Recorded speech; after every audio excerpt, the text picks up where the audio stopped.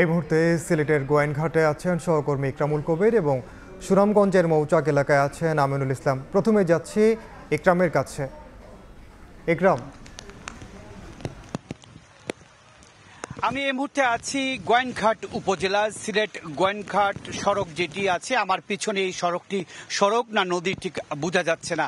এই সড়কের উপর দিয়ে এখন নৌকা চলছে। এই যে আমার ডাইনে যে নৌকাগুলো আছে সেই নৌকাগুলো এই সড়কের উপর দিয়ে চলাচলের জন্য একমাত্র এলাকাবাসীর বাহন হয়ে গেছে। আমি দেখাতে যাচ্ছি এখানে অনেক নৌকা এখানে অপেক্ষা করছে এবং যাত্রীরা যারা এই গোয়েনঘাট উপজেলার বিভিন্ন গ্রামে বা বিভিন্ন বাসা বাড়ি থেকে এখানে শহরে আসবে বা টাউনে যাবে, সেই শালটিকর থেকে গোয়েনঘাট পর্যন্ত সড়কটি একেবারে পানিতে তলিয়ে গেছে।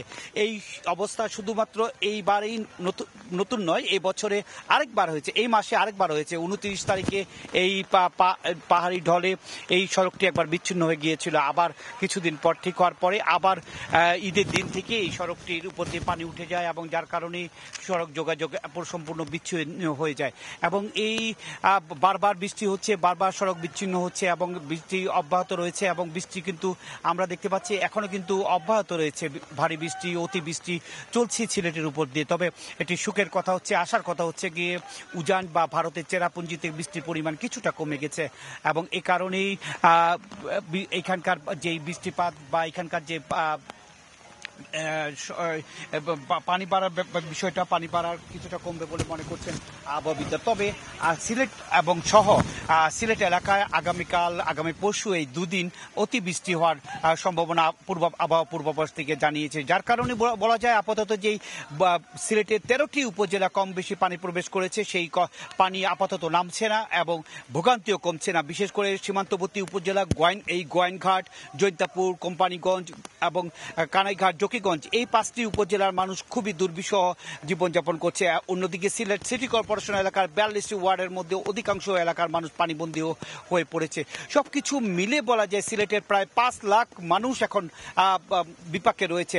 5 লাখ মানুষ এই দুর্বিষহ অবস্থা বা প্রাকৃতিক বিপর্যয়ের মধ্যে রয়েছে। এই অবস্থা থেকে আপাতত মুক্তি পাওয়ার সম্ভাবনা খুব কম, কারণ এই অবস্থা থেকে উন্নতি হতে আরো 2-3 দিন সময় লেগে যাবে। মোটামুটি এই ছিল সিলেটের বন্যা পরিস্থিতির সবশেষ খবর। এবার আমি চলে যাচ্ছি সুনামগঞ্জের খবর জানার জন্য। সেখানে রয়েছেন আমিনুল ইসলাম, তিনি জানাচ্ছেন সেখানকার সবশেষ পরিস্থিতি।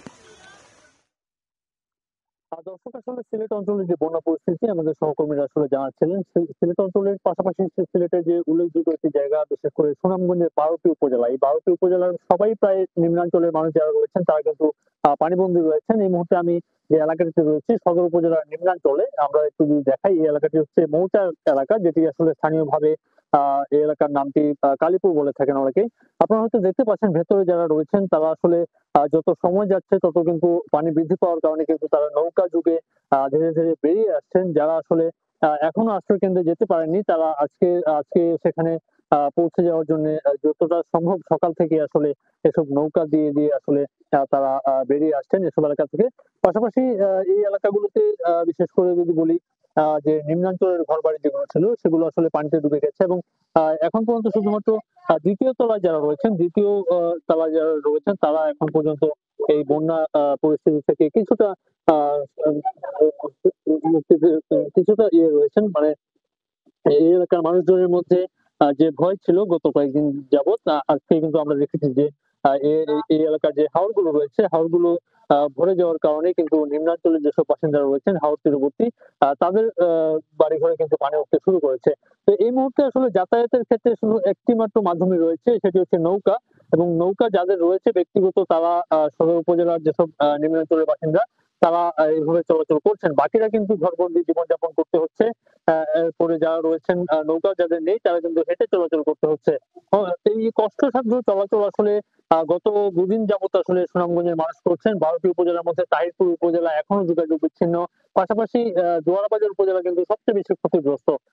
এর বাইরে যদি বলি যে বেশ কিছু এলাকার মানুষজনের ভোগান্তির পাশাপাশি আশ্রয় কেন্দ্রে যারা রয়েছেন তারা কিন্তু পর্যাপ্ত খাবার না পাওয়ার ক্ষেত্রে যে অভিযোগটি রয়েছে সেটি তারা করছেন। পাশাপাশি এই এলাকাতে আপনারা জানেন যে ভারতের একদম নিকটবর্তী এলাকা সুনামগঞ্জ এবং মেঘালয় পাহাড় থেকে যখনই আসলে ঢল নামে সুরমা, কুশিয়ারা, জাদুকাটা, রক্তি, বৌলাই সহ এই এলাকার যে যে নদীগুলো রয়েছে এই নদীগুলো দিয়ে আসলে এই প্রবাহ এসে সুনামগঞ্জে সরাসরি আঘাত করে, বিশেষ করে শহরের যে বাঁধ, এই বাঁধ না থাকায়, শহর রক্ষা বাঁধ না থাকায় এই অবস্থা আসলে প্রতি বছর সুনামগঞ্জবাসীকে এই অবস্থায় পড়তে হয়। তো এই ছিল আসলে সুনামগঞ্জ থেকে।